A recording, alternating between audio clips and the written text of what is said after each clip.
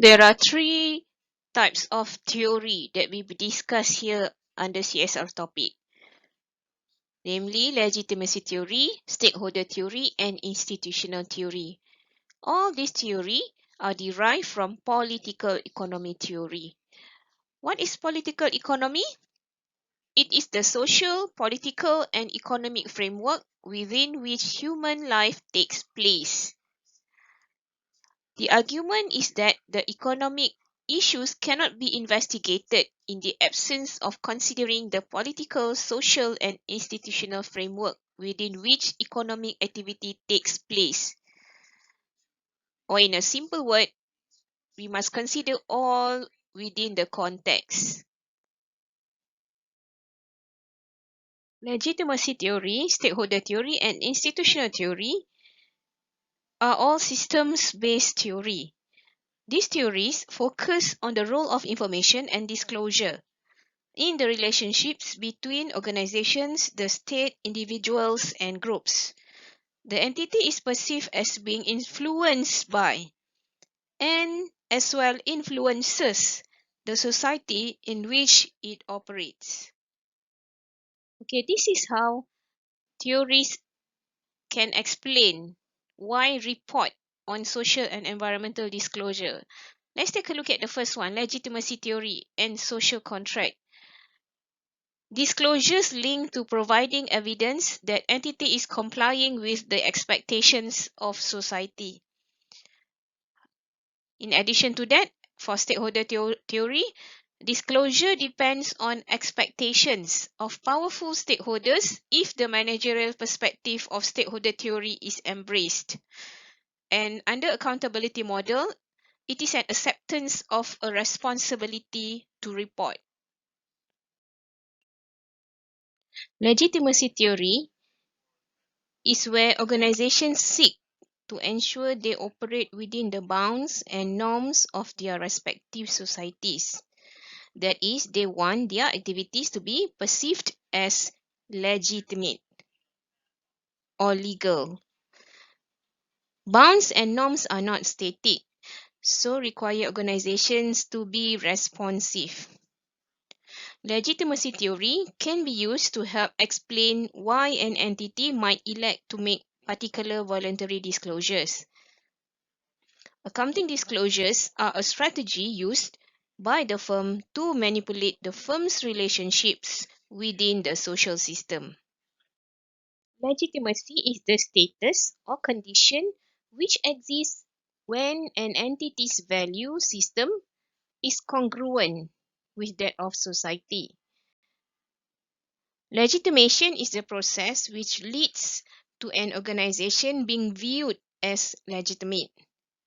Legitimacy theories often rely upon the notion that there is a social contract between the organization and the society in which it operates. Considered legitimate, it is not the actual conduct of the organization that is important. However, it is what society collectively knows or perceives about the organization's conduct that shapes perceived legitimacy. Information disclosure is vital to establishing corporate legitimacy. Okay, let us now proceed to the second theory, which is stakeholder theory. There are two broad branches of stakeholder theory. The first one, ethical or normative branch, and second one, positive or managerial branch. There are many similarities between legitimacy theory and stakeholder theory. It should not be treated as two separate theories, but two overlapping perspectives of the issue set within a political economy framework. Look at definition of stakeholders. Any identifiable group or individual who can affect the achievement of an organization's objective or is affected by the achievement of an organization's objective. There are two branches to the above definition. Under the first branch, proponent of the ethical branch, they will include both branches when identifying stakeholders. However, Proponent of managerial perspective of stakeholder theory would only consider the first branch, that is, those stakeholders who can affect the achievement of the firm's objective. Stakeholders can be divided into two, primary stakeholders and secondary stakeholders. Primary stakeholders are ones without whose continuing participation the corporation cannot survive as a going concern.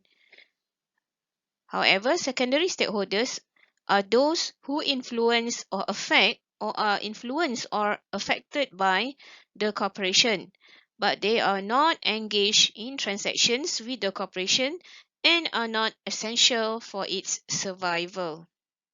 Ethical branch does not differentiate between primary and secondary stakeholders. Under ethical or normative branch of stakeholder theory, all stakeholders have the right to be treated fairly by an organization. Issues of stakeholder power are not directly relevant. Management should manage the organization for the benefit of all stakeholders. Firm is a vehicle for coordinating stakeholder interests, and management have a fiduciary relationship to all the stakeholders. Under ethical branch of stakeholder theory, where interests conflict, business manage to attain optimal balance among them. Each group merits consideration in its own right. Also, have the right to be provided with information, even if not used. This perspective of corporate responsibilities is not validated or rejected on the basis of empirical observations. That is, these researchers are providing argument about what should be and not what is. Okay, let's continue with managerial branch of stakeholder theory. Okay, we have discussed previously in under ethical branch of stakeholder theory. But this branch of stakeholder theory attempts to explain when corporate management will be likely to attend to the expectation of particular, specific, powerful stakeholders. It is more organization-centered. Stakeholders identified by the organization, extent to which organization believes to relationships needs to be managed in interest of the organization. Okay, let's continue with the third type of theory, institutional theory. Institutions are comprised of regulative, normative, and cultural cognitive elements that together with associated activities and resources provide stability and meaning to social life. Institutional theory provides a slightly different meaning of institution, but one which is consistent with the above definition. We see institutions as cultural rules, giving collective meaning and value to particular entities and activities, integrating them into larger schemes. Institutional theory provides an explanation about why organizations tend to take on similar characteristics, form, and processes, including similar reporting practices. Particular organizational forms might be adopted in order to bring legitimacy to the organizations. This institutional theory provides a complementary perspective if compared to the previous legitimacy theory and stakeholder theory. This institutional theory links organization practices to societal values. Organizational form tends towards some form of homogeneity. Deviants will have problems gaining or maintaining legitimacy. Certain ways of doing things are seen as legitimate. They become institutionalized. Once processes become institutionalized, they effectively become beyond the discretion of individuals and organizations. Formal organizational structures and practices might be considered by society as legitimate.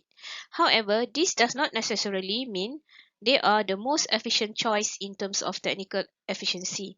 Organizations conform to institutionalized approaches, also referred to as myth, within the literature by building gaps or buffers between the formal structures which people see the myth that maintain legitimacy and the actual work processes that create internal functional and technical efficiency. The formal structures and procedures of an organization, which are the structures and procedures projected to others, reflect the rationalized institutional rules of the wider institutional environment in which organizations operate. The status of an organization legitimacy reflects the social fit of the organization within its environment.